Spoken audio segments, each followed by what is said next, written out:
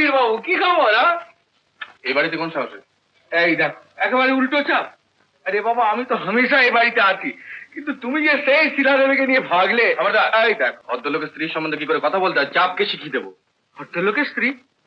সে আমাকে? শিলা দেবী আমার স্ত্রী। শিলাদেবী তোমার স্ত্রী? হ্যাঁ। তুমি তাকে বিয়ে করে?